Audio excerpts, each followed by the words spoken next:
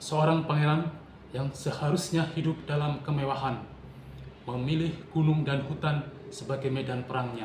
Selama 5 tahun, ia memimpin pemberontakan yang menguras kas Belanda dan memakan korban puluhan ribu jiwa. Perang Jawa adalah pertarungan spiritual melawan penjajahan, dipimpin oleh Pangeran Diponegoro.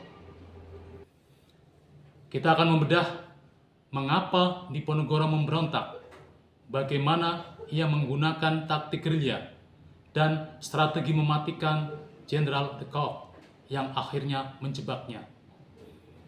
Ini deep dive kita ke dalam kisah heroik Perang Jawa. Selamat datang di sesi deep dive Kak Sol. Pasca Giyanti, Keraton Jawa hanyalah boneka.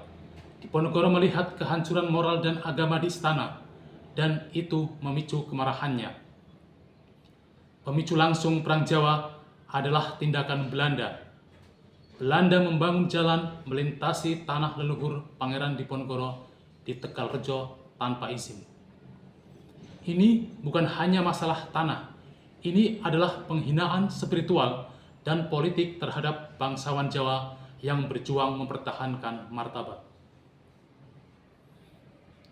Pangeran Diponegoro memproklamirkan perang suci atau jihad.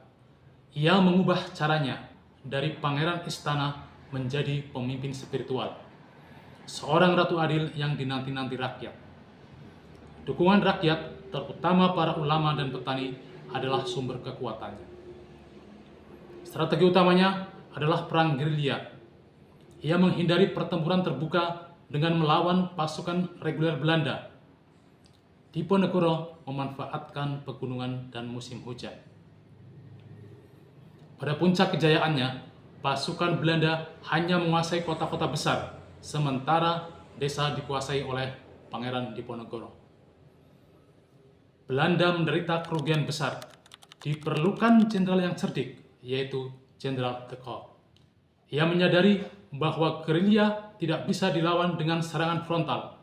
Ia memperkenalkan strategi benteng stelsel. Benteng stelsel adalah pembangunan ratusan benteng-benteng kecil yang terpisah dihubungkan oleh jalur telegraf dan suplai. Ini seperti jaring laba-laba. Tujuannya membatasi pergerakan Diponegoro, mencegahnya mendapatkan logistik dan memutus kontak dengan pendukungnya. Strategi benteng stelsel ini berhasil. Pasukan Pangeran Diponegoro terdesak, terpecah dalam kelaparan. Tokoh-tokoh pentingnya mulai menyerah karena janji pengampunan Belanda. Perang beralih dari pertempuran menjadi pengejaran. Pada 1830, Belanda menawarkan perundingan damai di Magelang saat bulan Ramadan. Pangeran Diponegoro datang, namun perundingan itu hanyalah jebakan. Ia ditangkap di Magelang, di sebuah meja perundingan. Hal ini menandai berakhirnya Perang Jawa. Perang Jawa memaksa Belanda menghabiskan 20 juta gulden, uang yang setara dengan 7 tahun APBN mereka. Untuk menutupi utang ini, Belanda memperlakukan sistem tanam paksa culture stelsel di Jawa yang akan kita bahas di video lainnya. Menurut Anda, apakah penangkapan Pangeran Diponegoro adalah kesalahan taktik atau memang takdir? Tulis analisis Anda tentang strategi benteng stelsel di kolom komentar.